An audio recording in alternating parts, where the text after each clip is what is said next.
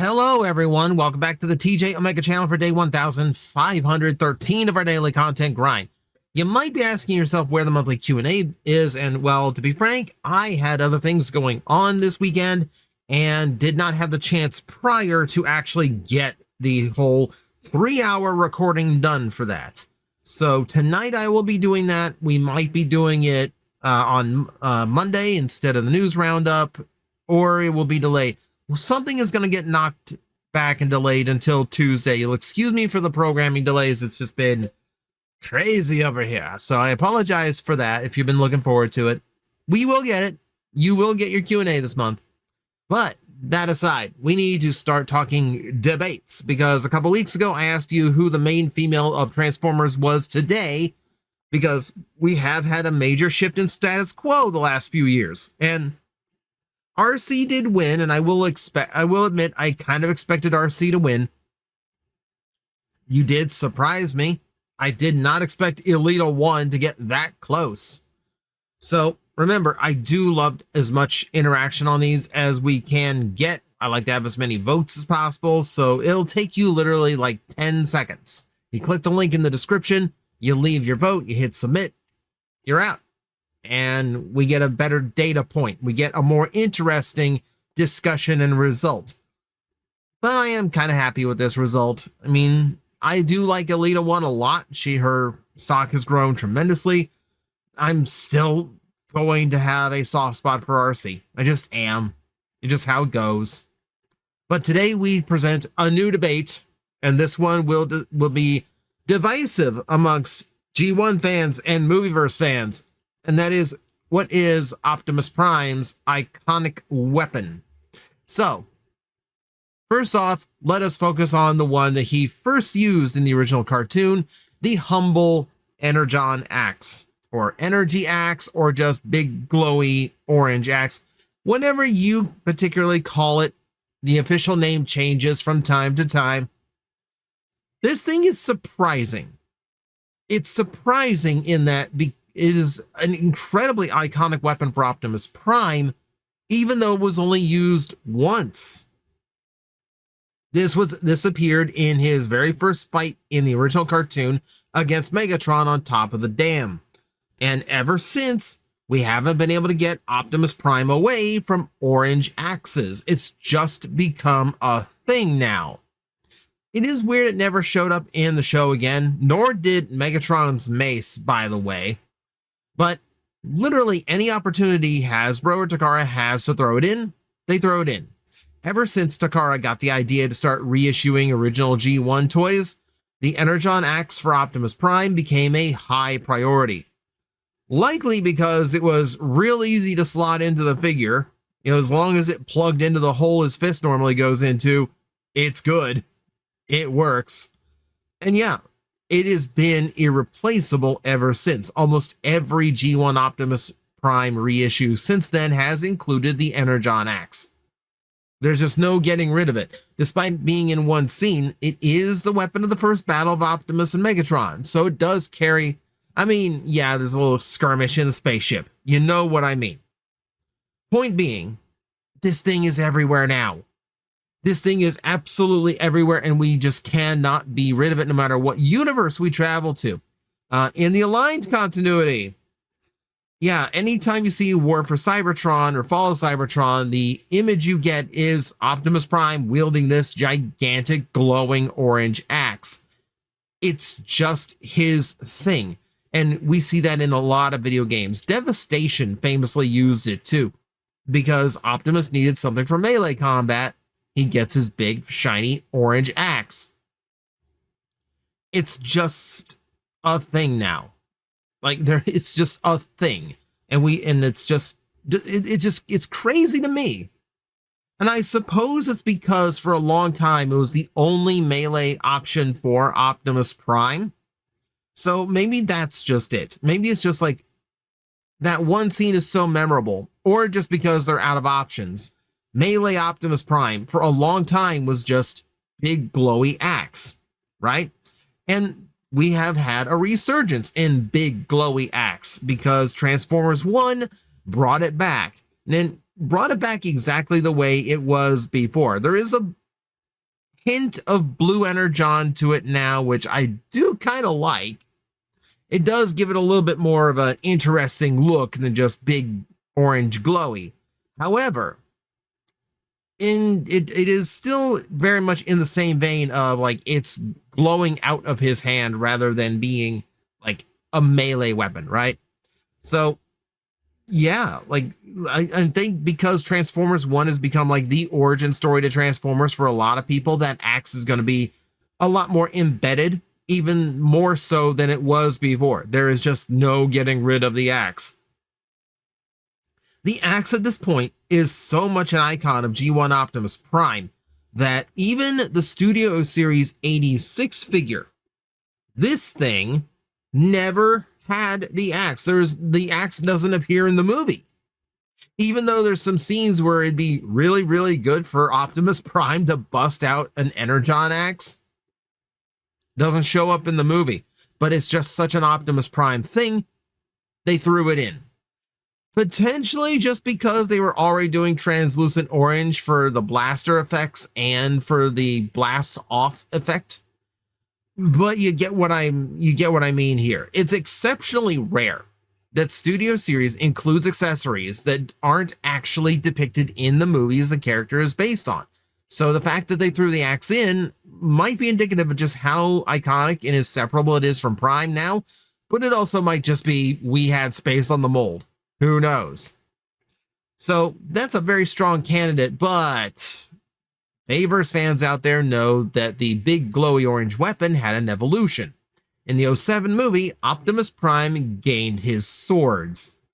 So, we all know the scene, right? We all know the scene. He gets jumped by Bone Crusher during the highway chase, which is another convenient way of riding Optimus Prime out of the final battle for quite a while so he can make a heroic charge into it. You'll notice that motif throughout all the live-action movies, by the way.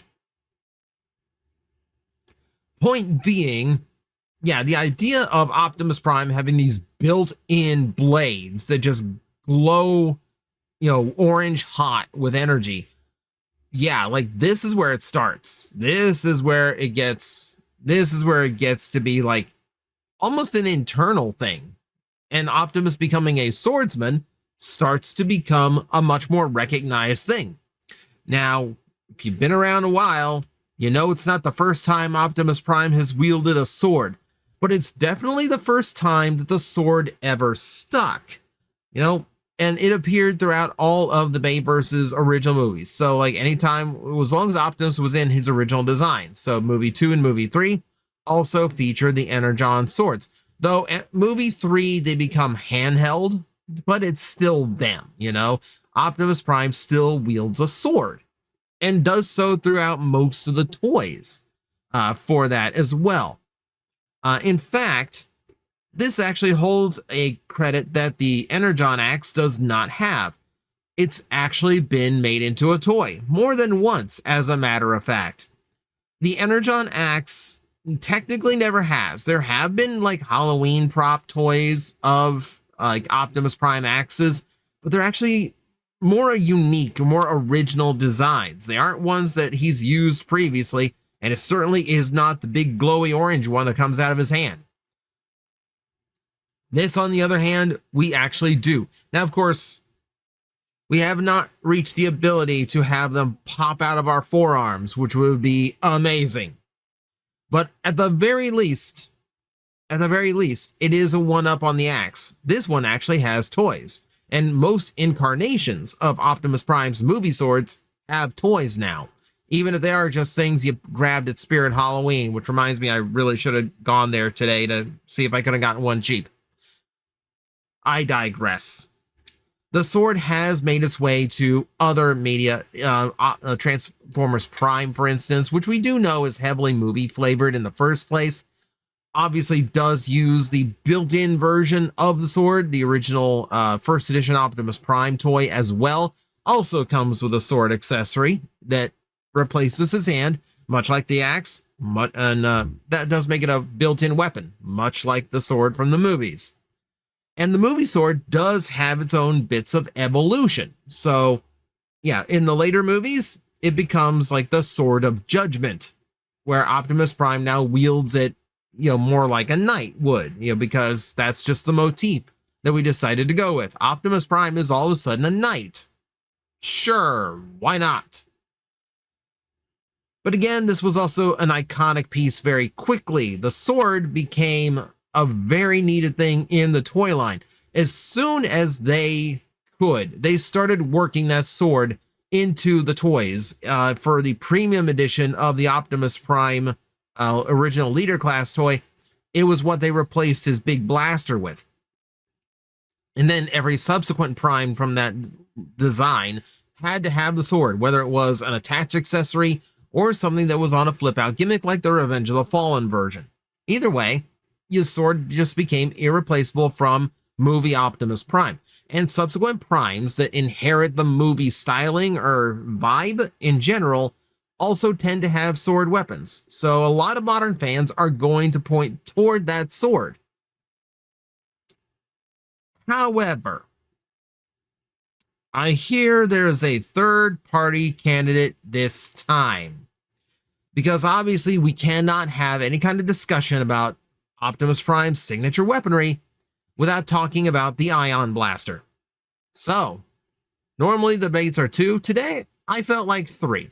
Because really, if we're going to compare the axe and the sword, I'm going to get a lot of people who are going to be upset that the Ion Blaster is not included. So here we go. This thing is very signature of Optimus Prime. Most iterations of Prime, toy or cartoon, movie, etc., have their own iteration of this. Though I would argue there are some, especially in the movieverse, that are way too departed from what we see here to really be called like the Ion Blaster, and this becomes a generic arm cannon. But we see this thing in so many toys, in so many variations, so many forms. Even the original Masterpiece version came in 3 different colors. Okay, sure, fine. But no, this is a signature weapon in the Autobots. And it's one that, if you grew up with the G1 cartoon, the thing that stands out to you is the noise. The sound effect of Optimus Prime's Ion Blaster firing off is just built into your brain. Like, it's just burned into there. And to this day, I wish I knew the sound library from the original 80s animation that used it. All I know is other cartoons used it too, because I've heard the same blaster effect in Dungeons and Dragons. But that's what cements it into a lot of our heads. That one weapon sound effect might have been used on accident every now and then in G1, but it was really kept to being Optimus Prime's rifle. So it stood out for a lot of people. Now, this is a weapon that really does come with almost every single version of Optimus Prime, even especially G1-based Optimus Prime toys. Though it will always vary a little bit, the styling will always depend on the sculptor at the time and the intentions of the toy. The Earthrise, for instance, you see where like it had to fold over so it could actually have a space to store away on the back. Sure, whatever, okay, I'll go with that. For the most part, they are traditional. Now, I could say the sword still has the thing about like there's no real roleplay web version of this, but Halloween toys do change that. You can actually get a little version of the Ion Blaster as a Halloween prop. Granted, it's not a full-size one, and in an adult hand, it looks kind of silly. I do remember a third-party company was trying to get one off the ground with a crowdfunding thing, and that failed. And that's actually kind of unfortunate because this feels like something we should have had a long time ago. Like a replica of Optimus Prime's rifle, I feel like is something that should absolutely sell well if you could, get people to actually be aware it exists. Felt like that was the problem behind that issue. Now, every toy does come with some kind of gun for Optimus Prime. It's extraordinarily rare when an Optimus Prime toy does not come with a gun. You'd have to go to like Animated sometimes for that. But a lot of times the gun will be under a different interpretation. There is some iconic elements to it. It's a black rifle, etc., etc. But the signature details, like the big block in the back with the vents built in, things like that get skipped every now and then. So maybe you didn't grow up with the ion blaster. Maybe you didn't grow up with that rifle. Maybe it's just a random slew of guns Optimus Prime tended to have. Like I said, depending on the stylings or depending on the sculptor at the time, the gun changes pretty dramatically. And a lot of things over the years have been called, an ion blaster because it's just Optimus Prime's weapon. We saw the War for Cybertron design earlier. Here it is again, wielding both his energy axe and the ion blaster, or at least the game's version of one. So yeah, this all varies. And yes, sometimes these toys come with more than one of them. A lot of the movie Optimus Primes come with an ion blaster and a sword. Here you see the gun and the axe. And sometimes, though rare, sometimes the toys come with all three. So sometimes you don't have to really do the choosing. This time, you have to do the choosing. In the link, or in the description below, man, I got ahead of myself. In the description below, there is a link to a poll. All you have to do is click the link, leave your vote, and the more votes we get, the better my info spread is, and the more we can kind of discuss about it. Because this one could go a lot of different ways depending on who shows up. The Bayverse fans, the G1 fans, hey, even the Prime fans could have a say in this one. So please let your vote be heard. Please cast it so I can report about it in a couple weeks when we do another debate. So that's what I got for you today. Thank you very much for watching. I will see you next time. Hello everyone, I am Astral Agent Magnetar, a Tokusatsu VTuber, and I am streaming 4 times a week over on Twitch, Monday, Tuesday, and Wednesday afternoons, and a special late night one on late Friday/early Saturday. So come watch, come hang out, and let's make an impact together.